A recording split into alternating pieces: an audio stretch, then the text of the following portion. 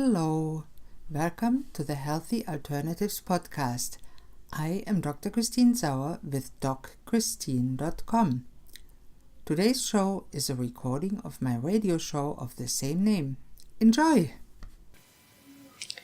Good afternoon, this is Dr. Christine Sauer, your host of the show Healthy Alternatives here on 97.5 CIOE FM with live stream on communityradio.ca every Thursday at 12 noon Atlantic Standard Time.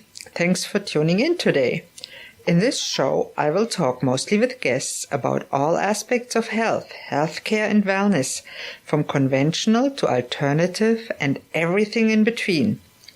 My mission for this radio show is to help change people's lives for the better by informing them about different options to get and stay healthy and well so they can choose for themselves which option might work in their case. And if you feel you're stuck in a dark place, I want to tell you there is a light at the end of the tunnel. Today I'm extremely pleased to be with Cynthia Robson. She is a young at heart senior, former hepatitis C patient, and she manages a large chronic pain Facebook group. Thanks, Cynthia, for being on the phone, and I'm very happy to talk to you today. I'm very happy to talk to you too, Doc Christine. Thank you very much, Cynthia. Just call me Christine. It's fine for my friends, and I hope you will be one. Okay. And I just wanted to ask you, how did you become the person you are today? What's your story? I love people's story and listening to them, and we all have to learn so much from how other people live through adversity. Right. Well, my story started with a rather saddened childhood. I had my mother abandoned myself and my 5-year-old brother and my long-distance truck driving father at the age of 10. Mm-hmm. So I took over as my mother, basically, from then on, and raised my little brother. He was 4.5 years younger than I was. Wow. Things were kind of tough as a teenager. My father started drinking, and he took it out on me, and so I was happy to get away from that and start a life of my own in my 20s, where I was in a couple of bands, just basically wedding and party bands. What did you play for an instrument? I played a little bit of conga, tambourine, maracas, just rhythm instruments like that. Okay. Mostly I sang and danced. Hey, you sang and danced. That's amazing. Well, it was fun when I was in my 20s, but yeah. I have an ankle that was shattered by a horse when I was 13, and it was never casted or looked at all. So by the time I was about 35, it started settling in with osteoarthritis, and now it's to the point where I'm pretty much a limper. I wear Birkenstocks. I'll brag about them all day long. I wear them too, right now, actually. I love them too.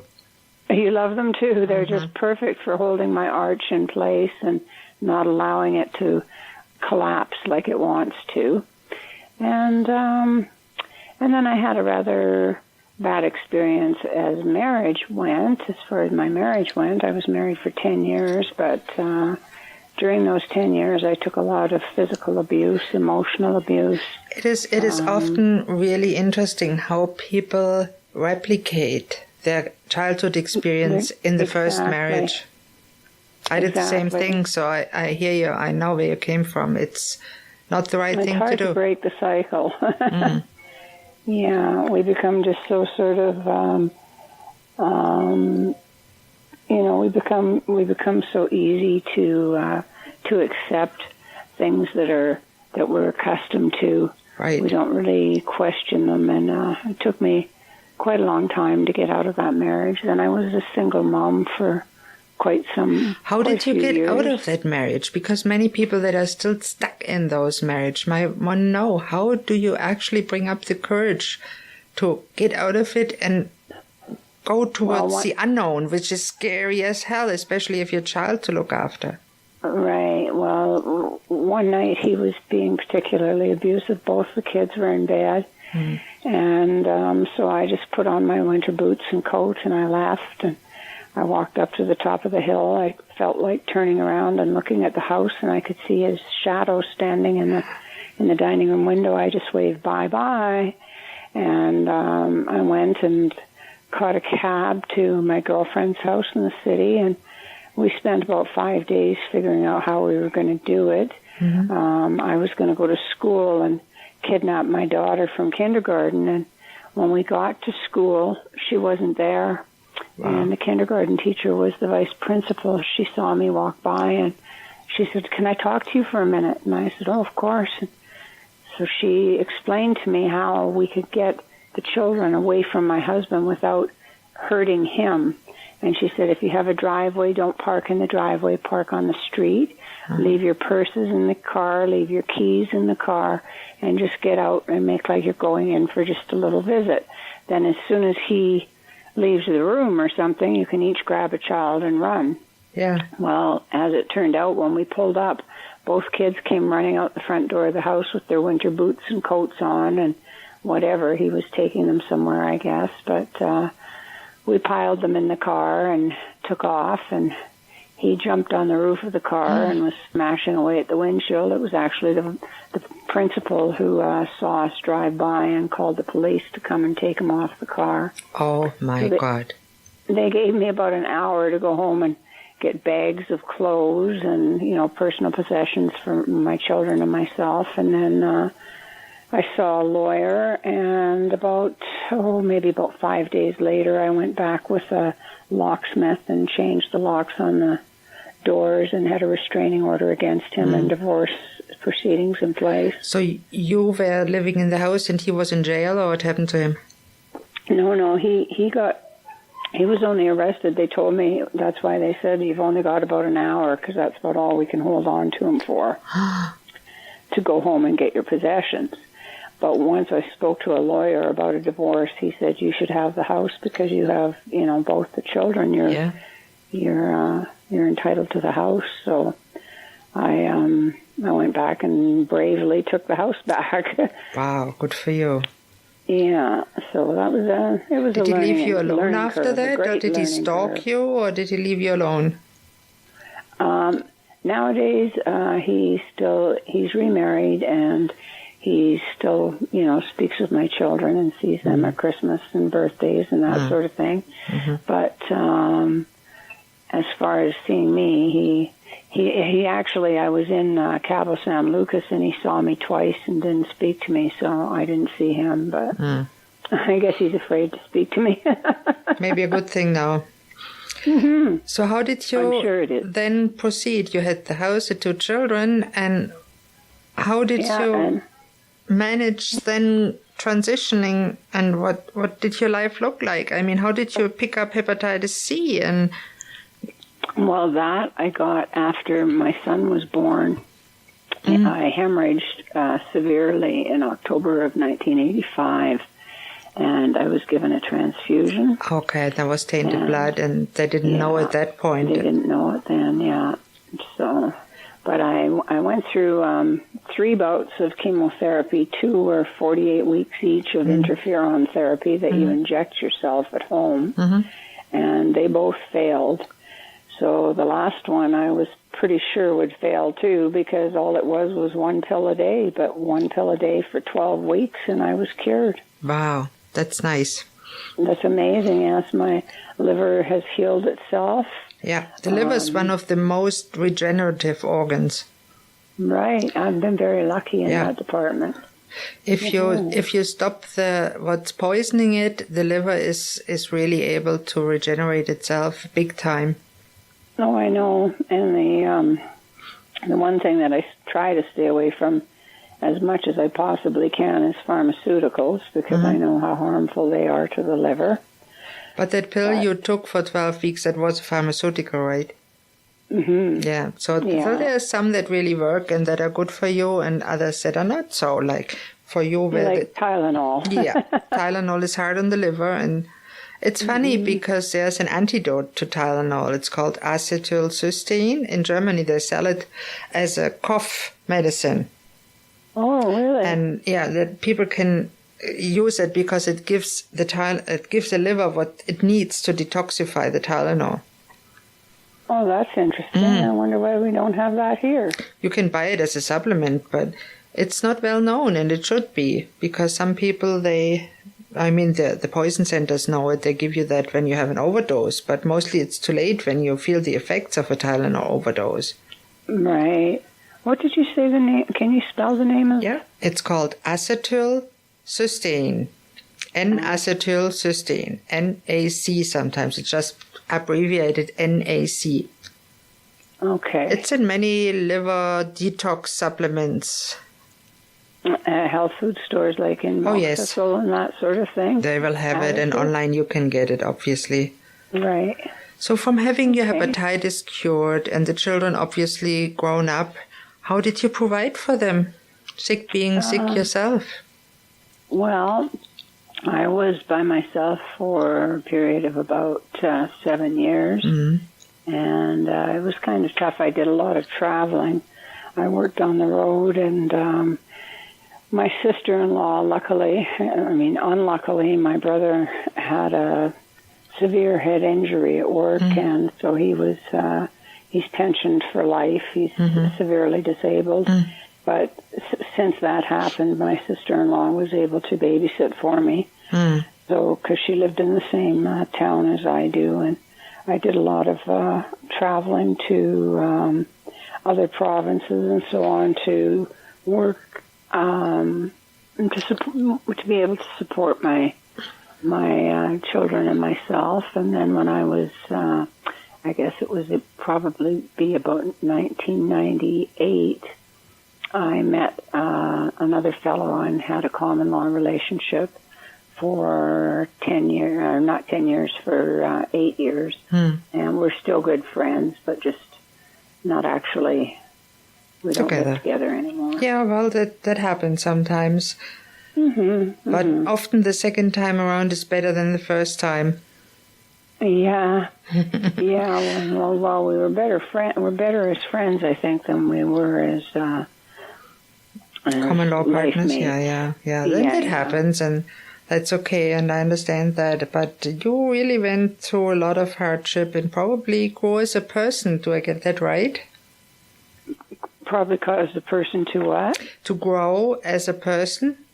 Right. Become stronger person. As we say, what doesn't kill you makes you stronger. Stronger, yes. Yeah. That's Some what people say, God, I'm strong enough. And that is a nice end for the first half of today's show. And in the second half, I really would like to transition to your work that you do now, probably not paid, as administrating that relatively large chronic pain Facebook group. Yes, no, I'm not paid. I just do that out of the love of my heart. I thought so, and you're a wonderful person, and I talked to you a little bit before the show and it's very nice, and I'm looking forward to the second half.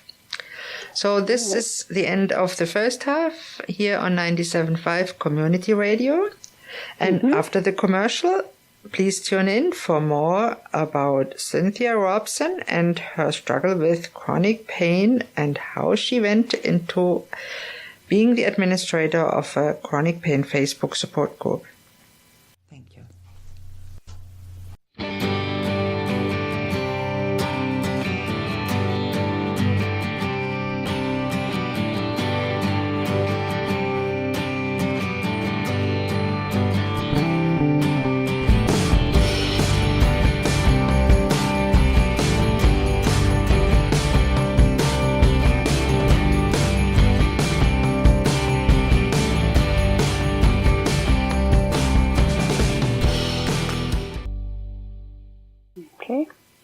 Hello and welcome back to Healthy Alternatives here on 97.5 CIOE-FM or on the web at communityradio.ca.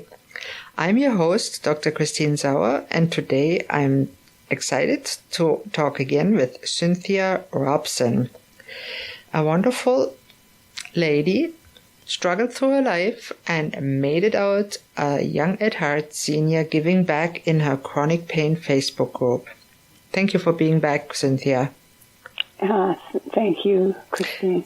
Now, tell us a little bit, how did you get into chronic pain and chronic pain support groups and then founded the Facebook group or became administrator? Well, I actually, I suffer from chronic pain. I have an ankle that was shattered by a horse kicking me when I was 13. I shattered both my knees about 7 or 8 years ago. I have shattered toes on my good leg. So because of these chronic regional pain syndrome, like my knees suffer from the most, I started to realize that I'm not going to get any better. When I went to the orthopedic surgeon and he told me, "What do you expect me to do with this? It's been shattered," about my ankle, I kind of went, so I just have to contend with more and more pain all the time. So I have learned to, I've taught myself how to avoid taking opiates through the use of, I am a medical marijuana user. Okay. And I find that very helpful with pain. And I also take I take some pharmaceuticals. One that I take I have fibromyalgia as well, and fibromyalgia causes me sometimes to have incredible cramping from the waist down before I go to bed. And if it's really, really bad, I take a medication called Flexeril, but I don't like to take it very often because of my age, and it destroys my short-term memory for about 3 or 4 days after taking it. Wow. You're sensitive I can't even remember what I had for breakfast or if I even did. Wow. So. That's interesting that it has that effect on you, because my husband takes it every now and then because he has his shoulders ruined and his knees, and he has no side effects from it. So that's really interesting how different we are. Something else that I take as well, I don't know. It could be, my thyroid could have something to do with it. I'm hypothyroid. I always say people are very individual, and the reaction to medications, nutrients, and whatever is very individual. That's true, too. That is true. Very true. And so basically, I started this forum thinking that there would be more and more people interested in chronic pain management as the opioid crisis started in the States. Yes. And actually, of the people in my group, I would say 3/4 are Americans. I have some people from Canada, England, and Australia, as well as the Middle East. But it is... it's a group that's dedicated basically to people, so that people can ask each other questions about, have you ever tried this and has it worked for you? My doctor just prescribed this for me and it doesn't work at all. Does it work for you? And other people will say, oh, heck no, that never worked for me or whatever. And so it's more of a chit-chat group, but it is there for people when they're having bad days, because we're all a compassionate group, because many of us don't have outside sources of compassion. And I understand a lot of time especially a lot of times when somebody's disabilities are not visible, if they're not walking around all bent and crooked with a cane or something, you don't necessarily notice that they're suffering. And we also have people that are in our group that are suffering from depression. And so, I just, between myself and the 2 other administrators, we basically try to direct people to towards things that may offer them help. If somebody is extremely depressed, we try to cheer them up, but we say, you should make an appointment with the doctor and see about perhaps trying something new to, make you feel better. Mm. But a lot of them have gone through everything, and they're just there's a lot of people in my group that are very close to being suicidal. I understand that because I have been there myself. I don't know if you know that, but I had chronic pain for 10 years, chronic back pain. That's a pain that you most of the time can't see. And I was extremely depressed to the point that I thought and tried to end my own life. Thank God I didn't, because now I overcame that and I don't have any back pain anymore, or at least not significant amount, and I am free of depression. So I combine conventional and alternative modalities. I use it for myself and my clients, and it works in most cases. I won't say I can fix shattered knees. I can't. Right. That's just right. But sometimes it's amazing how the body can heal itself when given the right support. That's correct. And I love it when a group like yourself does mental support, which is so important. And many people with chronic pain get isolated, especially when they're depressed. And the problem is when you have chronic pain for a long time and nobody recognizes it around you, you get depressed from it. Right. The pain and often the pain leads to you losing something. For me, it was my profession as a doctor in Germany. I had to give up my practice because of it. And that's what spiraled me into depression. Yeah. And many people, when they have a big loss because of the chronic pain, and many people lose their job, they can't work no more. That's true. And they need support to stay mentally as healthy as they can. And many people start struggling at that point, as you and I shared. And I really think it's great to honor everybody's struggle and help them come out as a better and stronger person. Mm-hmm. And that's what you do, and I really love it. And I commend you for it, and I'm very fortunate to have made your acquaintance in that group. And I'm very fortunate to have made yours. Thank you so much, Cynthia. You're a very, very loving and giving person. And it's a lot of work to manage a large group, and I understand that. Yes, thank you. And there's a lot going on in that group. Would you like to share the name of the group? It's called the Chronic Pain Management Forum, and it's on Facebook. And if anybody is interested in getting the link directly to the group, can't find it? Yeah, they can find it, and it will ask them a question. Mm-hmm. The question is, what is the nature of your pain? Excellent. And then once they've answered the question, then I approve their application and they're welcome in. That's good. And if you can't find the group, you want to know, send me an email. My email here at the station is christine@communityradio.ca. Or you can contact me through my website, which is docchristine.com. And I'm very humbled to talk to you today because you went through a lot in your life and came out a strong, giving back, good person, and that always impresses me deeply. Well, thank you, dear.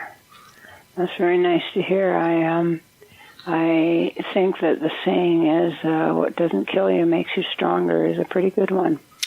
Yeah, and it does to an extent, but I always find when we share our own struggles, and I thank you very much for sharing yours, that it inspires people that are right now struggling to find some way to grow through the struggle. And it tells them there's a light at the end of the tunnel, like I said in the beginning. You'll come out and you'll see the sun. It won't be a freight train. You'll see the sun. Yeah. freight trains are gone for now and gone for good as far as I'm concerned. Pretty much. And I always think of the experience as growing up in Germany, going through the big tunnels in the Alps. See, when you go in, the long tunnel, there you only see dark. You don't see the end. And then there's a sudden turn, and then you get to see the southern sun. Not before, because if you were seeing it before, you would be blinded by it. So there's the sudden turn at the end and the sunlight. So that's the metaphor, the light at the end of the tunnel. That's why I like it so much. Right. There's a sudden turn and then the light is there and you said, oops, it was just a long tunnel. It's not the end of the world. True. So thank you so much for being on the show, Cynthia. It was a pleasure to talk to you. I hope we can talk again sometime. Yes, I hope we do too. Christine. Thank you very much. And this brings me to the end of today's show. Please don't hesitate to contact me with any questions, thoughts, comments, or suggestions. Or if you would like to contact... I didn't get your email. It's Christine. It's Christine, CHRISTINE, at communityradio.ca.